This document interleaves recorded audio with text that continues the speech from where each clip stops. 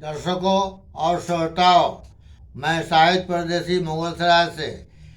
कहानी सुनने में अच्छा लगता है, देखने में नहीं। आइए चलते हैं कहानी की ओर। डिस्क्लेमर: यह कहानी और जगह और पात्र सभी काल्पनिक है। इसका मात्र उद्देश्य मनोरंजन है। यदि कोई समानता होती है तो इसका जिम्मेदार प्रोड्यूसर, डायरेक्टर, राइटर नहीं। Red file. दर्शकों और श्रोताओं, मैं शाहिद परदेसी मुगलसराय से। रेड फाइल लेकर तो इसे अंत तक अवश्य देखेंगे और सब्सक्राइब भी करके लाइक कर देंगे। तेरी दुनिया से हम लेके दुनिया के गम अपनी तन्हाइयों में चले जाएंगे। तेरी परछाइयाँ भी न पहुँचे जहाँ इतनी गहराइयों में चले जाएंगे। तो आज की कहानी है जन्म जन्म के फेरे। इच्छाधारी सर्पों की 2 जन्मों की अद्भुत कहानी। तो आइए चलते हैं कहानी की ओर। कहानी देखने में मज़ा नहीं आता, कहानी सुनने में अच्छा लगता है। तो आइए बढ़ते हैं कहानी की तरफ। चलिए, यह कहानी 100 वर्ष पहले की कहानी है। नागराज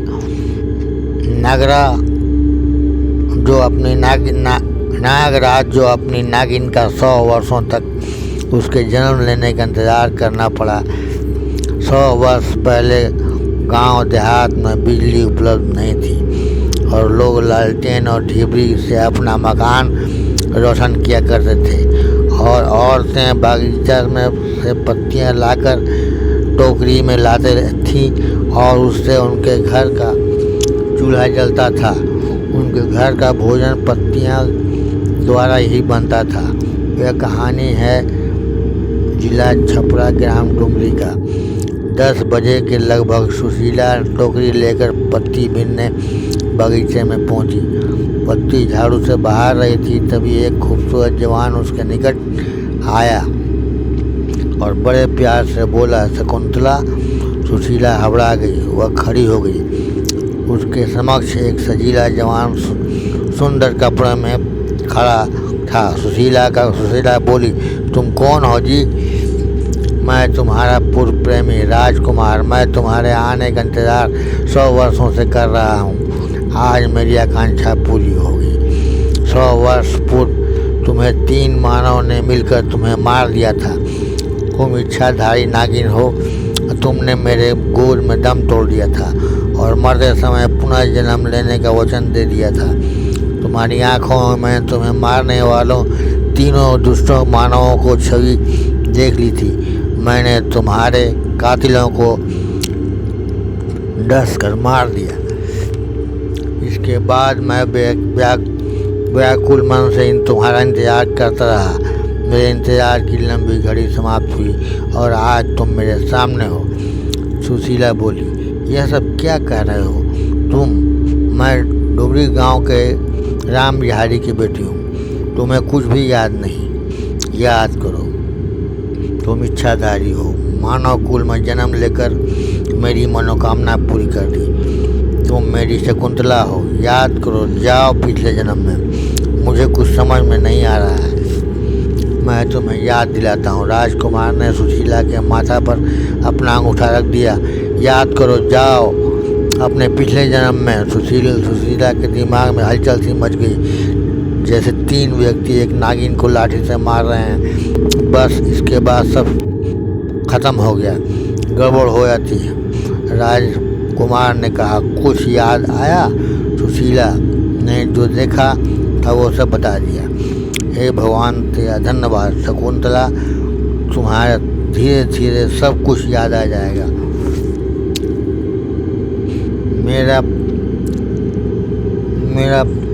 मेरा पति पूरा टोकरी में भर गया है। अब मैं घर जा रही हूँ। सुशीला ने कहा और सूखी पत्ती से भरी टोकरी अपने सिर पर उठा लिया। जाओ, राजकुमार ने कहा, कल फिर आना। मैं तुम्हारा इंतज़ार करूँगा। और इच्छाधारी राजकुमार नागराज बनकर एक तरफ चल दिया। सुशीला ने यह सब देख लिया। वह डर सी गई। रास्ते भर सोचती रही अपने माता पिता से यह बात बताए या नहीं। यदि वह घर वालों को बता देगी तो घर वाले राजकुमार इच्छाधारी को मार देंगे। उसने फैसला कर लिया वो अपने घर कुछ न बताएगी। बगीचा के बाहर एक औरत मिली। वो भी पत्ती बिनने आई थी। बोली, तुम राजकुमार जैसे लड़के के साथ बात कर रही थी। सुशीला बोली, घूम कर देखा, कहाँ है कोई? और औरत बोली, मैंने तो देखा था, वहाँ गायब हो गया। लगता है मेरी आंखों का भ्रम है। अब रोज राजकुमार और सुशीला घंटों बगीचे में बात करने लगे। सुशीला को अब धीरे धीरे अपनी कहानी याद आ गई। वो समझ गई राजकुमार मेरा पूर्व प्रेमी है, मैं भी उसकी इच्छाधारी नागिन हूँ। धीरे धीरे उनकी प्रेम कहानी गांव में फैलने लगी।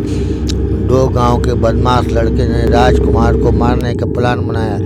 वो बागीचे में छिपकर उन दोनों का इंतजार लाठी लेकर करने लगे। सुशीला आगे,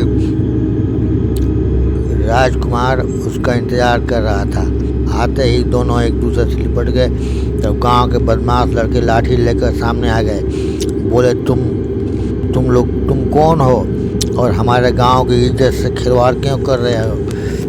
सुशीला मेरी प्रेयसी है और पिछले जन्म यानी 100 वर्ष पूर्व से एक दूसरे को जानते हैं। चले जाओ, तुम लोग हम लोग इच्छाधारी हैं, कुछ भी कर सकते हैं, जाओ यहाँ से। हम तुमको मारे बिना नहीं जाएंगे। तभी राजकुमार ने उंगली दोनों की तरफ दिखाया। तभी बादल गरज उठा, तेज हवा चलने लगी। दोनों के हाथ से लाठी छूटकर गिर गई और दोनों हवा में उड़कर बागीचे से बाहर जा गिरे। फिर उठकर भाग खड़े हुए। जाओ शकुंतला, वह उसे इसी नाम से पुकारता था। तुम्हारे घर वाले चिंतित हो रहे होंगे। सुशीला चल दी और राजकुमार नाग का रूप धारण करके एक ओर चल दिया। कल होकर उसके माता पिता ने सुशीला से पूछा, पर सुशीला ने यह बातों से इनकार कर दिया। तभी वह दोनों बदमाश लड़के भैरव बाबा के पास पहुँचे, सारी बात बताई और नागराज को पकड़ने के लिए कहा। भैरव बाबा बोले, वह इच्छाधारी नागराज है, मैं उसे पकड़ने के चक्कर में अपनी जान नहीं दूंगा। दोनों बोले, 50,000 दूंगा। भैरव बाबा बोले, चलो कोशिश करके देखते हैं। दूसरे दिन राजकुमार और सुशीला फिर बगीचे में मिले। तभी भैरव बाबा और दोनों लड़के आ गए। भैरव बाबा ने अपना बीन बजाना शुरू किया। आवाज़ सुनते ही राजकुमार ने गुस्से से खड़ा होकर भैरव बाबा को देखा। तभी मौसम बिगड़ गया, बिजली चमकने लगी। चले जाओ भैरव, मैं तुम्हें आज कैद करूँगा, तुम जान से जाओगे। राजकुमार ने उंगली का इशारा किया और भैरव बाबा का बीन फेंका गया और वो जमीन पर गिर गया। राजकुमार नागराज रूप धारण कर भैरवनाथ के सीने पर जा बैठा। भैरव समझ गया अब मौत निश्चित है। क्षमा नागराज, क्षमा, मुझे छोड़ दो, मैं पैसे के लालच में आ गया था। नागराज तभी मानव बन गया। बोला, जा छोड़ देता हूँ, हमारे रास्ते में न आना। भैरवनाथ बोला, कभी नहीं नागराज। राजकुमार बोला, सुशीला मेरी पूर्व जन्म की शकुंतला है, मैंने उसका 100 वर्ष इंतजार किया है। जाओ, मैं तुम्हारी कुटिया पर कल रात को आऊँगा। गांव में कोहराम समझ गया। सुशीला के माता पिता ने गांव के मुखिया से बोले और सारी बात बता दी। मुखिया जी बोले, घबराओ मत, तुम्हारी बेटी इच्छाधारी नागराज के प्रेम जाल में फंस गई है तो खतरनाक बात है। इसका बगीचा जाना बंद कर दो और जल्द से जल्द शादी कर दो। ठीक है मुखिया जी। दूसरे दिन सुशीला बगीचा गई और राजकुमार से सब बात बता दिया। वह जब घर लौटी तो राजकुमार नागराज बनकर उसके सर के टोकरी में छिपकर उसके घर आ गया। फिर मानव बन गया। उसके उसके पिता खिसिया गए, क्यों आ गई थी बगीचा। तभी पीछे से खड़े खूबसूरत जवान को देख कर बोले और यह कौन है। राजकुमार तुरंत बोला, मैं हूँ नागराज। राजकुमार, नागराज, सुशीला, मैं पूर्व जन्म की शकुंतला है। हम पूर्व जन्म के एक दूसरे के प्रेमी हैं। 100 वर्ष इंतजार किया शकुंतला को। इसी गांव के 3 लोगों ने मेरी इच्छाधारी शकुंतला को मार दिया था। मैंने उन तीनों को मार डाला। आप इसकी शादी मत करना, वरना इसका अंजाम भयंकर होगा। राजकुमार सर्प बनकर गायब हो गया। पर कुछ दिन बाद सुशीला के माता पिता ने उसकी शादी तय कर दी और एक दिन बारात आने का दिन आ गया। बारात मंदिर पर आ गई। तभी पूरा कैलाश पर्वत के बाहर हिल गया। शंकर भगवान ने तीसरा नेत्र खोल दिया। शंकर भगवान ने इच्छाधारी नागराज को बगीचा में उदास बैठे देखा। पार्वती, डुमरी गांव में अनर्थ हो रहा है। मानव से सर्प से जोनी का विवाह हो रहा है। असंभव, यह नहीं होगा।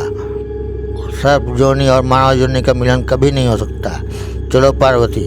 एक बिजली से कड़की और शिव पार्वती राजकुमार नागराज के समक्ष जा खड़े हुए। राजकुमार दोनों के चरणों में गिर गया।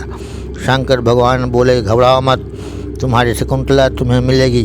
तुम अपने असली रूप में आ जाओ और मेरे